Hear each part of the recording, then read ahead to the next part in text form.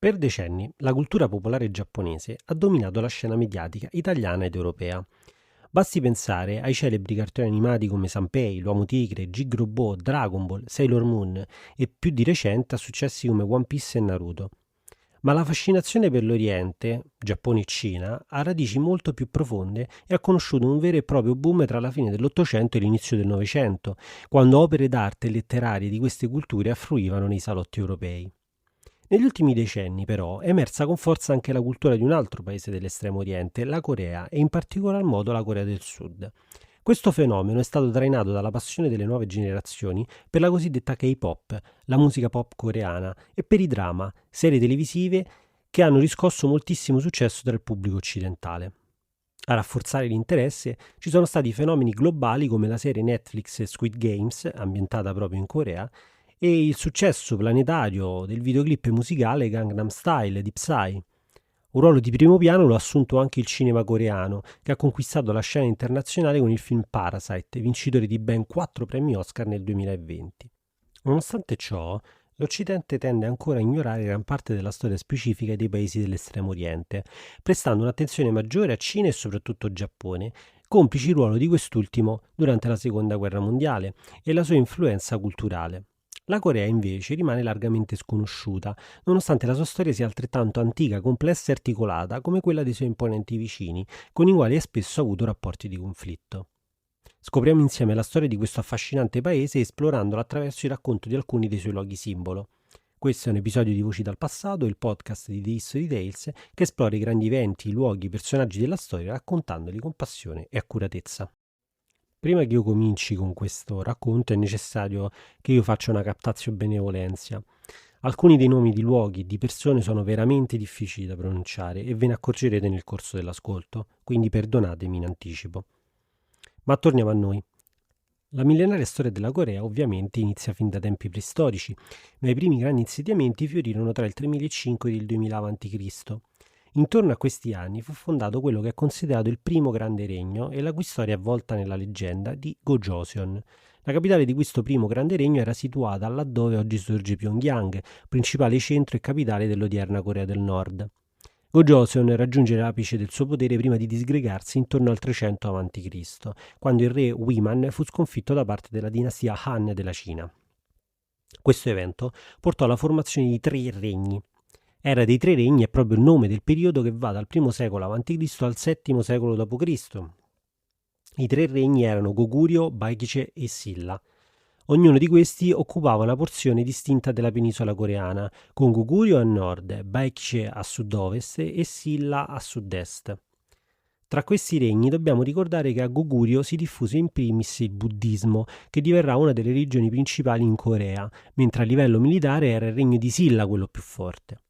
Nel corso dell'VIII secolo, proprio la sua forza e l'aiuto della dinastia cinese dei Tang portò Silla a conquistare gli altri regni, dando vita al periodo detto di Silla unificato. La capitale di Silla era Seorabeol, conosciuta anche come Gyeongseong, città d'oro. Si tratta dell'odierna Jeonju, ancora oggi una delle città storiche più importanti della Corea, nonché popolare meta turistica, considerata un vero e proprio museo a cielo aperto per la sua ricca eredità storica. Nel corso dell'VIII secolo Jeonju era divenuta una delle città più importanti del mondo, paragonabile a grandi metropoli quali Baghdad o Costantinopoli. La città è particolarmente famosa per i suoi tumuli giganti, tombe reali sotterranee che testimoniano la grandezza e la raffinatezza di quel periodo. Questi tumuli, a forma di piccole o grandi colline ricoperte d'erba, risalgono appunto al regno di Silla e si trovano in diverse zone della città. L'area principale in cui questi sono collocati è tuttavia il Dareungwon Tumuli Park, che ospita anche la maggior parte di questi tumuli, circa 23. Ogni tumulo ha la propria storia e alcuni possono essere visitati anche internamente. Tra questi Cheonmakong, dove è stato scoperto l'unico dipinto di un cavallo al galoppo dell'era Silla e ben 11.526 reperti, tra cui corone reali, ma anche, e scusate per la pronuncia, Wangma-dae-kong, la più grande tomba antica del regno, che ospita i corpi di un re e della sua regina, con oltre 30.000 reliquie e accessori d'oro, soprattutto nella parte dedicata proprio alla regina. Un altro luogo importante non lontano dal centro urbano è poi il tempio Bulguksa, in particolar modo la parte sotterranea di Seoguram, Il nucleo più antico di questo complesso probabilmente fondato alla metà dell'VIII secolo, quando il buddismo si era ormai diffuso anche nel regno di Silla e al suo interno si può ammirare anche una meravigliosa statua di Buddha che però è vietato fotografare. La società del periodo di Silla unificato era fortemente gerarchizzata e basata sull'agricoltura. Al vertice vi era una ristretta aristocrazia ereditaria che controllava la maggior parte delle cariche importanti nell'amministrazione centrale e provinciale. Alcuni membri di queste elite possedevano persino eserciti privati. Un'aristocrazia media ricopriva posizioni subordinate, ma esercitava comunque un'influenza culturale e politica significativa nella capitale di Gyeongju. Attenzione che questa suddivisione sociale è in realtà qualcosa che si riscontra poi nei secoli successivi sempre in Corea. Ancora oggi c'è una forte divisione sociale tra le classi più abbienti e quelle più povere. Ma tornando alla nostra storia, dobbiamo dire che la maggior parte della popolazione dell'epoca apparteneva alle classi inferiori, con scarse possibilità di ascesa sociale. Le leggi e le norme sociali erano rigide e discriminanti, con restrizioni che variavano a seconda del rango sociale e influenzando aspetti come per esempio le dimensioni delle porte d'ingresso di una casa o il tipo di tegole sui tetti, il numero di cavalli posseduti, ma anche l'abbigliamento. Gli appartenenti alle classi inferiori erano obbligati a svolgere lavori di manutenzione, coltivare terreni, che erano solitamente appartenenti ai signori e che a loro volta avevano anche degli schiavi. Il buddismo era profondamente radicato nella classe dirigente di Silla. Il buddismo coreano fu influenzato dalle tradizioni cinesi e giapponesi, ma anche da pratiche provenienti da altri paesi, come l'India. La classe dirigente si servì del buddismo e dei suoi aspetti soprannaturali per consolidare il proprio potere, ma ben presto si diffuse in tutto il territorio anche il confucianesimo. Nel X secolo il regno di Silla unificato entrò in una fase di declino, il titolo reale perse importanza e l'aristocrazia si divise in fazioni rivali. Nel 918 il generale Wang Geon, conosciuto anche come Taejo di Goryeo, un ricco mercante, prese il potere e fondò una nuova dinastia, la dinastia Goryeo, appunto, spostando la capitale a Songhak, l'attuale Kaesong. Il nome Goryeo deriva da Goguryeo e da questo nome deriva l'attuale nome occidentale di Corea. Durante la dinastia Goryeo venne migliorata l'efficienza del sistema della pubblica amministrazione e favorita ulteriormente la diffusione del buddismo. Come abbiamo detto, fin da sempre la Corea dovette fare i conti con l'ingombrante vicinanza della Cina e delle sue potenti dinastie, ma intorno agli anni 30 del XIII secolo anche i mongoli attaccarono la regione, costringendo la famiglia reale coreana a firmare un trattato che portò la Corea ad essere vassallo della dinastia Han della Cina, all'epoca proprio controllata dai mongoli. Solo nel 1350 la dinastia conobbe un declino, permettendo alla Corea di riacquistare l'indipendenza. Nel 1392 vi fu il definitivo crollo di Goryeo, a cui subentrò la dinastia Joseon, fondata da Taejo di Joseon, noto anche come Yi Seong-ye. Taejo è una figura molto interessante. Il padre era un ufficiale mongolo di origine coreana. Yi Seong, o Taejo appunto, seguì le orme paterne e ben presto ottenne il favore dell'esercito, che ne apprezzava le sue doti di abile condottiero.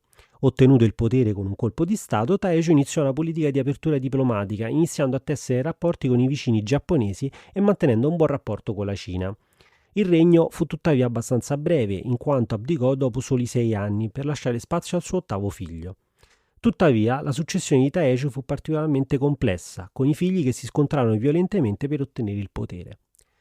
Taejo morì nel giugno del 1408 nel palazzo di Changdeokgung ad Anseong, ovvero l'odierna Seul, che nel frattempo era divenuta capitale del regno.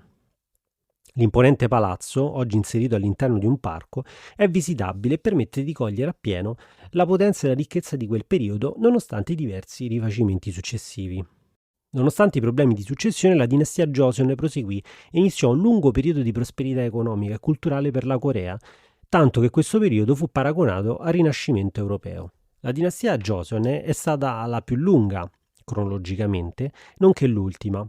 Durante questo florido periodo storico vennero sviluppate nuove tecniche agricole, specialmente quelle legate alla coltivazione del riso. Vennero realizzati decine e decine di bacini idrici per favorire l'agricoltura e combattere la siccità. La dinastia Joseon vide anche un'importante fioritura artistica e scientifica. Nel 1443 fu codificato l'alfabeto coreano, l'Hangul, che permise la diffusione della letteratura popolare. Oltre alla citata Anseong, Seul, una delle città più importanti del primo periodo di Joseon fu Jeonju. poiché i sovrani la consideravano una delle città ancestrali della dinastia, dove alcuni dei progenitori di Taejo nacquero. Ancora oggi la città è una delle più importanti attrazioni turistiche della Corea, grazie anche ai tipici villaggi Hanok con le case coreane tradizionali. I primi problemi per la dinastia avvennero alla fine del XVI secolo, quando tra il 1592 ed il 1598 il Giappone invase il territorio coreano. Il leader giapponese Toyotomi Hideyoshi aveva infatti in mente di invadere il continente asiatico e sfruttò la Corea per iniziare questo ambizioso progetto militare. Con l'aiuto della Cina, i giapponesi vennero respinti, tuttavia i danni della breve occupazione e delle guerre furono molto pesanti. Tra i templi danneggiati vi fu quello di Haedong-yongungsa, uno dei più scenografici luoghi di culto e preghiera buddista in Corea, nei pressi dell'odierna Busan. Il tempio fu costruito da un monaco, tale Naong, nel 1376 a seguito di una leggenda. Naong ebbe infatti una visione di una divinità marina che gli disse di edificare questo tempio per porre fine alle siccità. Il tempio fu poi distrutto da un incendio alla fine del XVI secolo, come detto, e ricostruito solo negli anni 30 del Novecento. Questo primo conflitto con il Giappone segnò anche l'inizio di una rivalità tra i due regni e pose fine ai rapporti pacifici che fino a quel momento erano intercorsi nelle relazioni diplomatiche tra i due territori. Tornando alla nostra storia, la Corea subì una nuova ondata di invasioni da parte dei vicini della Manciuria tra il 1620 e il 1630. Effetto di queste fu il riconoscimento da parte della dinastia Joseon della sovranità dell'impero Qing. Subito dopo questo evento, per circa 2 secoli la Corea visse in pace. Vennero intensificati gli scambi commerciali, sebbene in maniera non ufficiale, con il Giappone, soprattutto attraverso il porto di Busan, mentre vennero tenuti lontani gli europei e gli occidentali in generale, a cui non fu permesso fare scambi commerciali con i porti coreani almeno fino al 1880. Tra le opere degne di nota in questi secoli vi è certamente l'imponente fortezza di Hwaseong a Suwon, altra città chiave dell'odierna Corea del Sud e non lontana da Seoul. L'architettura oggi compare tra i patrimoni dell'umanità dell'UNESCO e fu edificata per ordine del re Jeonjo per onorare i resti del padre. Fu edificata tra il 1794 ed il 1796, più o meno mentre in Europa avveniva la Rivoluzione francese. La cinta muraria è lunga ben 5,74 km e alta fra i 4 e i 6 metri. Lungo le mura vi si trovavano ben 48 strutture difensive. Sebbene appunto in periodo di pace, la costruzione della fortezza fu l'ennesima dimostrazione di come i coreani ebbero più volte il timore di subire nuovamente un attacco giapponese, una cosa che, come vedremo tra poco, avvenne effettivamente. Durante il lungo regno della dinastia Joseon, concluso ufficialmente solo nel 1910, la società era divisa in un rigido sistema di caste ereditario ed endogamico. Al vertice vi era ovviamente re e famiglia, sotto i quali vi erano i cosiddetti Yangban, una sorta di latifondisti e grandi proprietari terrieri che vivevano grazie allo sfruttamento dei loro sottoposti che gestivano le terre. Non si trattava di veri e propri schiavi quanto più di lavoratori a basso salario. La Corea fu uno dei paesi più chiusi verso l'Occidente, anche durante il XIX secolo, quando invece Cina e Giappone progressivamente permetterono l'approdo di navi straniere. Tuttavia, i missionari cristiani riuscirono ad operare e la Corea divenne progressivamente uno degli stati più cattolici del mondo e certamente dell'Estremo Oriente. In un primo momento, tuttavia, la reazione dei regnanti fu violenta e ad esempio nel 1866 vi fu un vero e proprio sterminio di missionari coreani e stranieri. Nello stesso anno la Francia occupò alcune isole coreane allo scopo di stabilirvi un avamposto commerciale. E sempre nello stesso anno una nave americana, la General Sherman, tentò di intrattenere unilateralmente, a dir la verità, rapporti commerciali con la Corea, arrivando via fiume vicino a Pyongyang. Nacque da questo evento uno scontro con i coreani che portò alla morte di alcuni cittadini, ma soprattutto alla distruzione della nave e alla soppressione di alcuni membri dell'equipaggio. La risposta statunitense arrivò con qualche anno di ritardo nel 1871, quando vennero eliminati 350 soldati coreani durante un attacco navale. Le pressioni erano ormai elevate e la Corea uscì dall'isolazionismo stringendo un trattato ufficiale di scambio con il Giappone e poi nel 1882 anche con gli Stati Uniti. Alla fine dell'Ottocento la rapida crescita giapponese aveva nuovamente posto in allarme la Corea. I giapponesi volevano allargare il loro impero sul continente. La regina Myeongseong cercò quindi di allearsi con la Russia per arginare il potere giapponese, ma fu assassinata proprio in un complotto ordito dai nipponici. Nonostante ciò, la Corea riuscì per un breve periodo ad essere protettorato russo, ma con la sconfitta di questi ultimi nella guerra russo-giapponese del biennio 1904-1905 divenne ufficialmente un protettorato del Giappone. E nel 1910 il Giappone annesse definitivamente la Corea, violando numerosi trattati internazionali e senza ovviamente l'avallo del regno coreano. La dinastia Joseon cadde definitivamente. L'occupazione giapponese portò da un lato una rapida modernizzazione, con lo sviluppo di reti di trasporto e comunicazione, ma portò con sé anche devastazioni, soprusi e violenze. I giapponesi trattavano infatti i coreani come veri e propri schiavi. Introdussero una serie di misure punitive nei confronti di chi non rispettava la legge, perpetrarono violenze sulla popolazione, specialmente sulle donne coreane. Impoverirono il paese, affamarono la popolazione e promossero lo schiavismo dei coreani, che a migliaia vennero deportati in Giappone. Un tentativo di protesta avvenne nel 1919 con la morte dell'imperatore Gojong. Le manifestazioni furono tuttavia represse nel sangue e molti cristiani considerati vicini al movimento indipendentistico vennero uccisi anche con la crocifissione. I giapponesi iniziarono anche una serie di operazioni volte alla distruzione della cultura coreana e del patrimonio artistico. Vennero distrutti numerosi edifici e documenti che oggi avrebbero contribuito a rendere la storia della Corea più conosciuta e affascinante. Queste norme si inasprirono dopo l'inizio del conflitto mondiale, quando il governo giapponese rese illegale la lingua coreana, bandì i nomi locali costringendo ad adottare quelli giapponesi, rese obbligatorio il culto verso i santuari shintoisti e iniziò una vera e propria soppressione dell'insegnamento della storia coreana in tutte le scuole. Dopo le rivolte del 1919, un governo provvisorio venne istituito a Shanghai per coordinare le rivolte contro gli oppressori giapponesi. Gli anni 20 e 30 del Novecento furono un periodo buio per il popolo coreano. La seconda guerra mondiale portò poi all'arruolamento forzato di numerosi coreani, decine di migliaia, e molte donne furono costrette a prostituirsi per i militari giapponesi.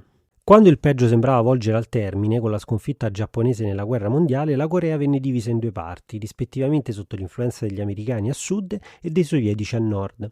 Sebbene questa doveva essere solo una suddivisione provvisoria, che doveva portare all'unificazione del paese, ben presto con l'acuirsi della guerra fredda i governi delle due Coree divennero antagonisti per il controllo del paese.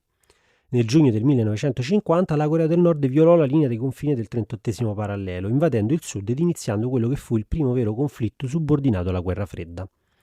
La guerra durò nel complesso 3 anni, concludendosi nel 1953.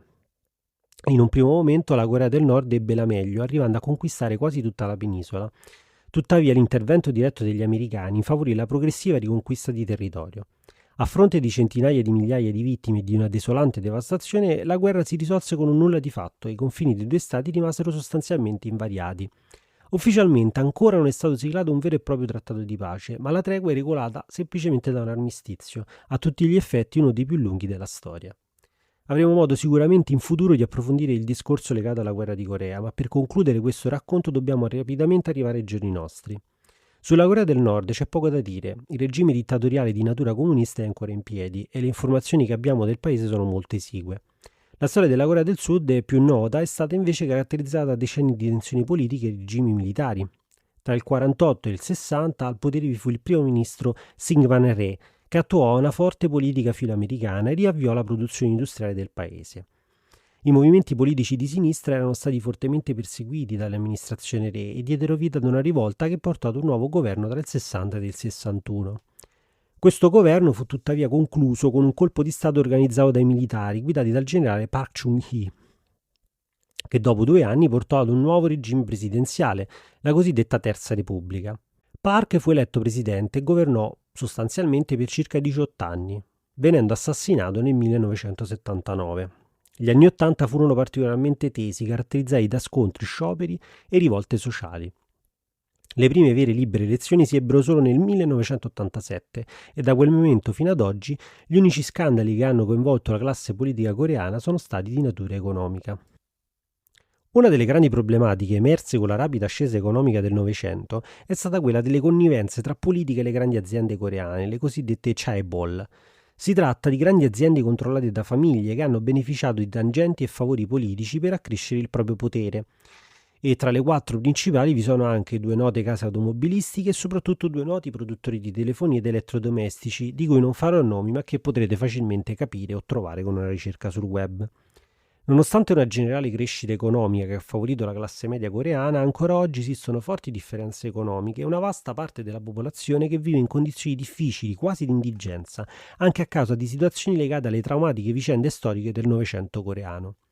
Queste disparità sono proprio centrali nel già citato film Parasite, vincitore di diversi premi Oscar nel 2020, o in Squid Games, ma anche in molti drama. Chi ha avuto modo e piacere di visitare la Corea del Sud avrà potuto constatare facilmente queste discrepanze sociali semplicemente passeggiando per alcuni dei quartieri più popolari di Seoul o Busan. La storia della Corea si rivela estremamente affascinante, ricca e complessa. I coreani hanno affrontato uno dei periodi più drammatici della loro storia nel Novecento, segnato prima dalla brutale occupazione giapponese e poi dalle tumultuose vicende legate alla guerra fredda. Oggi però la Corea è meno isolata che mai, la sua cultura viene promossa e condivisa in tutto il mondo ed emerge un forte desiderio da parte dei coreani di raccontarsi e di svelare la complessità della loro società. Con questo si conclude l'episodio di oggi di Voci dal Passato, il podcast di The History Tales. Torniamo quindi al nostro presente e se ci seguite su Spotify lasciateci 5 stelle, perché il vostro supporto fa la differenza. Se ci ascoltate su YouTube ricordate di iscrivervi al canale e attivare la campanella per non perdervi i prossimi episodi. Alla prossima!